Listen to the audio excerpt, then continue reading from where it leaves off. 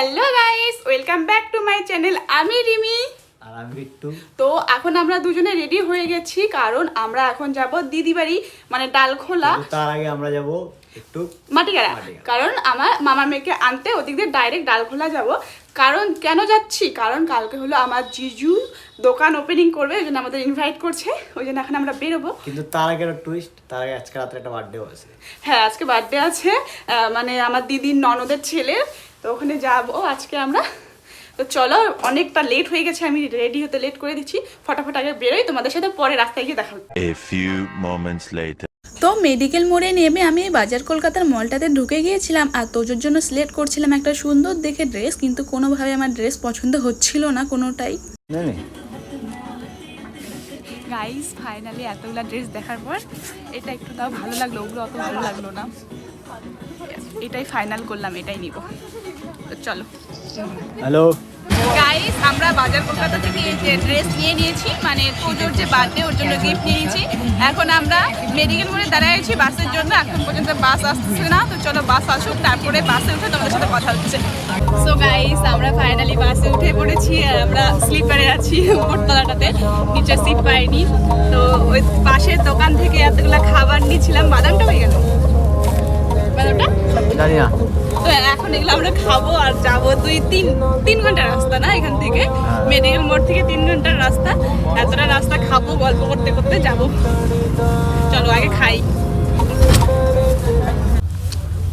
Guys, প্রথমে আমরা খাচ্ছি চিকেন পকোড়া, 12 ভাজা নিচ্ছি, বাদাম নিচ্ছি, আস্তে আস্তে সব খাবো, সাপোর্ট করবো। খাইতে পারি, হ্যাঁ, সাপোর্ট করো এভাবে যেন খাইতে পারি। তোমরা যদি আমার খাবার ভিডিও দেখতে চাও কমেন্ট করো আর চ্যানেলটাকে সাবস্ক্রাইব করে দাও, কারণ আমি অনেক খাই, খাওয়া দেখবা খালি। কেউ পাত মারছে, কে বাদ মারছে? ওটার মধ্যে কেউ পাদাপাদি করে না, আমি খাচ্ছি কিন্তু। তো চলো একেবারে দিদি বাড়ি গিয়ে তোমাদের সাথে দেখা হচ্ছে, কারণ আমার স্টোরেজ ফুল ফোনের, অত এসে থাকে না। একবারে দিদি বাড়ি গিয়ে তোমাদের সাথে দেখা হচ্ছে।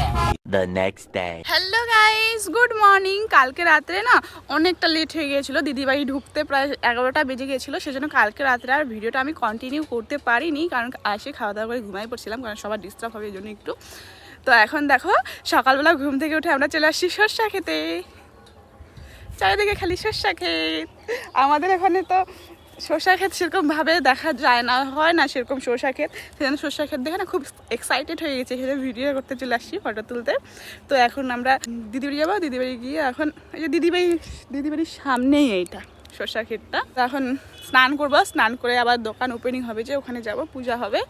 তো তোমরা ভিডিওটা কন্টিনিউ দেখতে থাকো। আর সরষা ক্ষেতটা না খুব সুন্দর লাগতেছে আমার কাছে, কারণ আগে কোনো দিন এভাবে দেখিনি না, সেই সুন্দর সরষা ক্ষেত। এখানে একটা ফটো তুলছি, ভিডিও তুলছি, দাঁড়াও তোমাদের সুন্দর করে দেখা দিচ্ছি। দেখো কত বড় সরষা ক্ষেতটা, সেই সুন্দর। তো চলো একবার স্নান টান করে রেডি হয়ে তোমাদের সাথে দেখা হচ্ছে।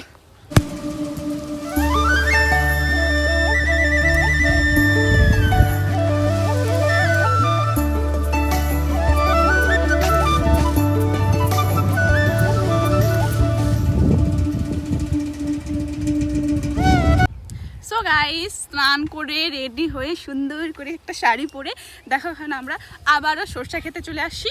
তো এখন শুধু টোটোটা আসবে, টোটো করে যাবো এখন দোকানে, একটু দূর আছে। তো চলো দোকানে গিয়ে পূজা টুজা সব তোমাদের সাথে শেয়ার করবো। আমি এই সরষা খেতটা এত সুন্দর লাগছে দেখে এখানে আসি, বারে ভিডিও বানাচ্ছি, এখানে ফটো তুলতেছি। তো চলো এখন দোকানে গিয়ে তোমাদের সাথে দেখা হচ্ছে। তো যে হাই করো, তো যে হাই, এই যে হাই হাই হাই বলো গাইসরা আমার হাই, বলো আমার মানি চ্যানেলটা সাবস্ক্রাইব করে দাও। এই দিকে ক্যামেরার দিকে, তাহলে আমি কোনটা বলবো? গাইস টোটো চলে আসছে, সবাই রেডি, এখন বেরোবো। তো চলো। দুষ্টু আমি বললাম যে আমার ভিডিওতে একটু সুন্দর সুন্দর কথা বলে দাও, বলবে না। তো তোজোকে কেমন লাগতেছে কমেন্ট করে জানাবে, সাথে আমাকে কেমন লাগতেছে সেটাও কমেন্ট করে জানাবে। তো চলো টোটো চলে আসে, ফটাফট বেরোই।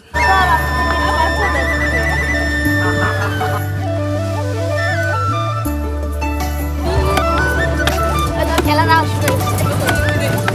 এখন আমরা দোকানের সামনে চলে আসছি, এই যে এটা হলো দোকান।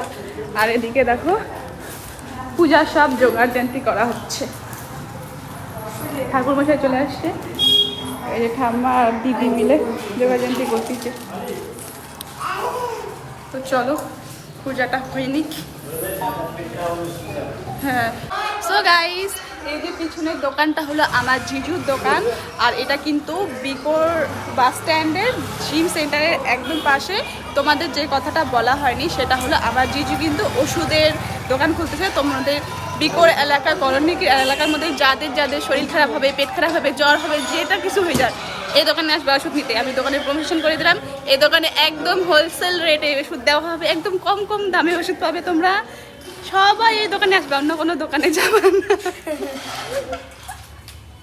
তো চলো পূজাতে বসে, এখনো পূজা শুরু হয়নি, পূজাটা শুরু হোক, তোমাদের সাথে আমি সব শেয়ার করবো। আর কথাটা কিন্তু একদম কানে রাখবা, মাথায় রাখবা, এই এলাকায় যে যে থাকবা, বিকোর এলাকায় এই দোকান ছাড়া অন্য দোকানে ওষুধ দিবা না।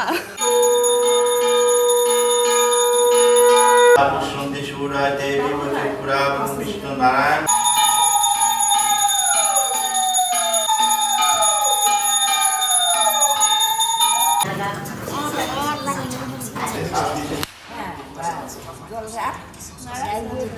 এখন প্রসাদ খাবো, তারপর আবার দিদি বাড়িতে যাবো।